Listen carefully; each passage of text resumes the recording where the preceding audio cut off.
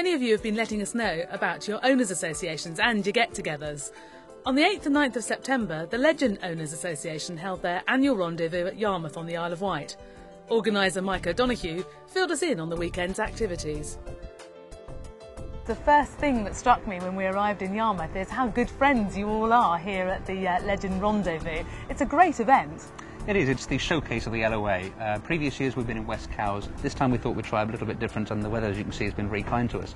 We all want the same thing out of Legend ownership, and that's go anywhere, do anything, and be comfortable when you get there. And that is very much at the heart of our whole spirit, the ethos of Legend ownership. So, Mike, who are the people behind Legend? It's a good question, Tracy. You know, the Hunter Legend brand is not that well known in the UK, and yet they've been around for a very long time. It was shortly after the Second World War that Henry Lures decided to give the same kind of experience to the average man, that they could have something which was affordable and provide a good performance. And they combined modern mass production techniques, inspired by Henry Ford, combined with their knowledge and their heritage of racing on boats, to give exactly that experience to the average man. And how did it come up to date, up to where we are today? Well, in 1973, the Hunter Marine Corporation was founded, and that's when they really started getting the ball rolling and getting a lot more production boats out there.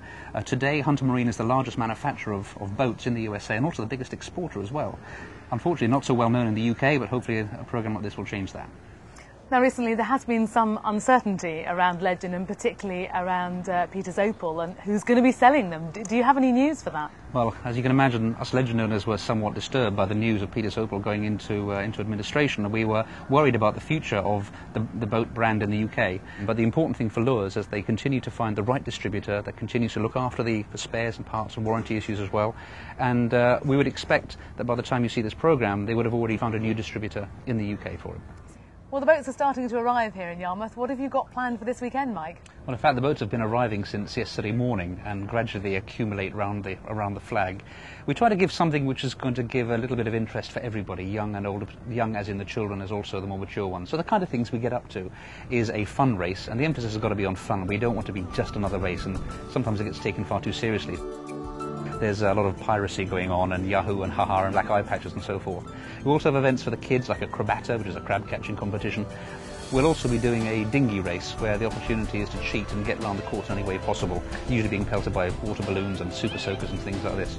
As we get into the evening, one of the key objectives we have is to try and raise money for the Ellen MacArthur Trust, which, as you may know, of course, is for give children who are recovering from cancer treatment and experience on the water. And so we've been blessed really with a lot of very good donations by many of our sponsors, including Musto and Lumar and Vector with a Kiwi prop and Ray Marine and so forth, all of which are generously donated items which we can auction off, which will raise funds for the Ellen MacArthur Trust. With all those pirates getting ready for the race, it was inevitable that I was going to be press-ganged into life aboard. Or at least a spin around the cans in the Solent.